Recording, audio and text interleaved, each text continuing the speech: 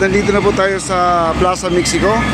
Itong kalsada na itong mga kaibigan, sarado na po ito, sarado na. Ito po ay gagawin na po nilang plaza, mga kaibigan. At wala na pong dadaan dito ng mga sasakyan dahil ang ating kalsada doon sa rerouting natin ay passable na po siya, napapuntang National Archive. Ayan, nandito po tayo ngayon. Update lang po dito sa ating Plaza Mexico. Ayan po, no, at hinuhukay na po nila yan, no.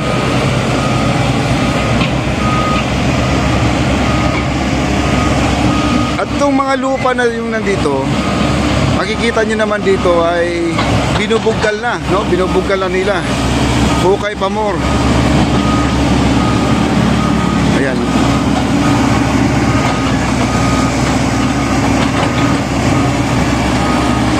At itong kalsada na to ay isa din sa mga ayusin nila. Ayan, sir.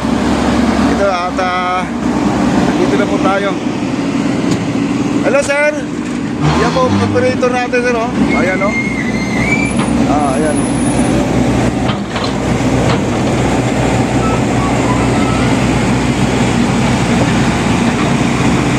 Ayan po, may mga dumadaan na po doon ng mga jeep doon sa kabila. At inaayos na po nila banda dito. At ang ating mini bulldozer at iba ngayon ang nag-ooperate.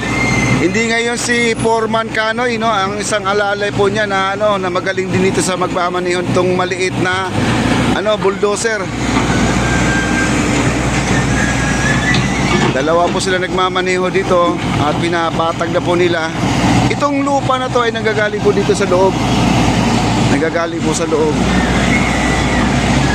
At di ko lang alam kung ito kasi ay isasarado na po nila to at ito po ay bubugalin or dadagdagan na lang po siguro ng lupa, no, kasi wala na pong dadaan dito na jeep, mga kaibigan. Sarado na po dito. At doon na po sila dadaan sa National Archive, guys, ang ating mga jeep na pampasahero. Ayan po si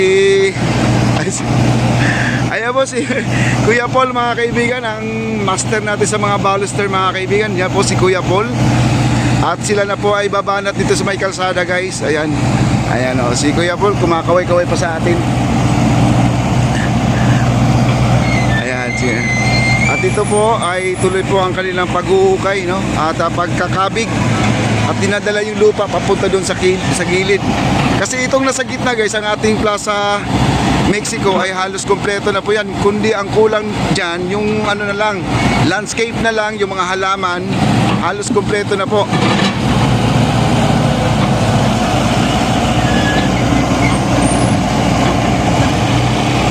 At umaambo na po dito, guys, sa ating area.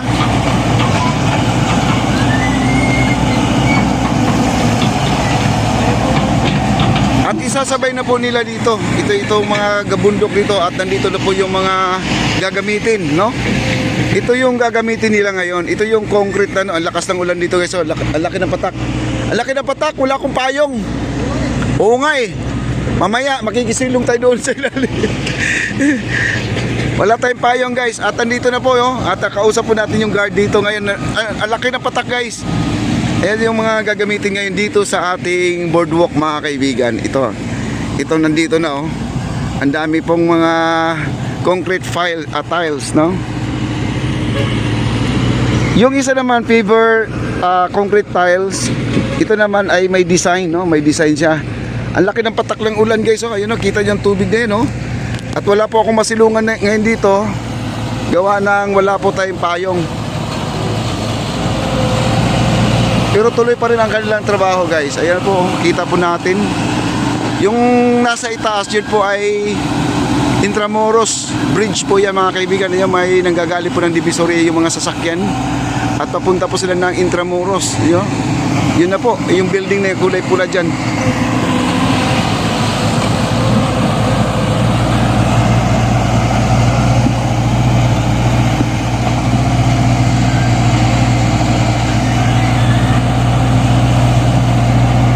Pero pinapayagan pa rin yung mga tao dito nanggagaling po doon sa Intramuros Bridge. Pinapayagan pa rin na dumadaan dito kasi kumbaga hindi naman gaano sila nakaka-istorbo dito pag dumadaan, guys.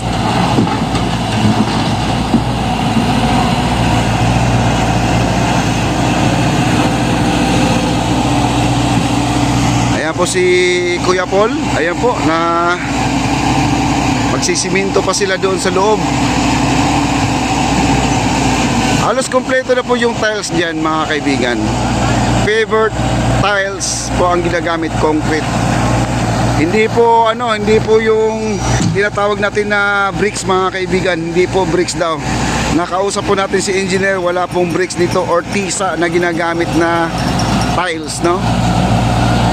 Siya po ay ganito po yan, semento siya, gawa sa semento, kaya concrete po ang nakalagay. Favor concrete tiles ang tawag po pala nito. Merong ito may design, yung isa wala, pula at saka gray, no? Ang itsura niya. Ayan po, no?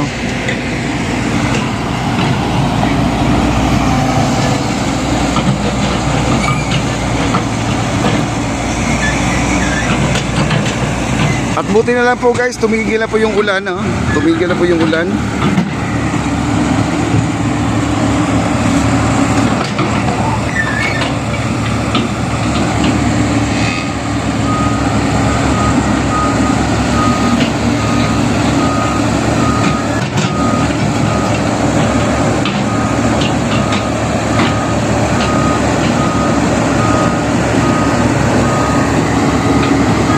Itong simento yata dito guys, baka tatanggalin po nila to.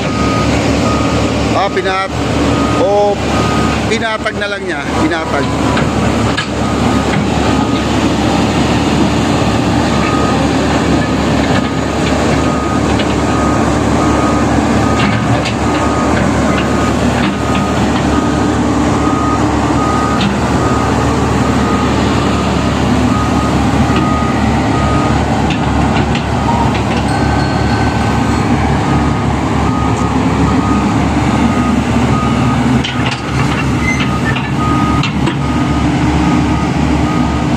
Ayun guys, at medyo na po ay ano na yung ulan, no? Tumigil na yung ulan. Dito guys, dito sa kabila, pansinin po nyo, ay meron na po silang I-beam na ilalatag dito. Mamaya po ay pupuntahan po natin yan. Ito muna, ipapakita ko po sa inyo kung paano nila gagawin itong kalsada na to. Paano na gagawin, or tatambakan na ba o huhukayin pa, no? Ayan, at siya po ay pumasok dito. Ayan na, pinatag na po niya guys, oh. Kinakabig na po niya lahat ang mga buhangin dito.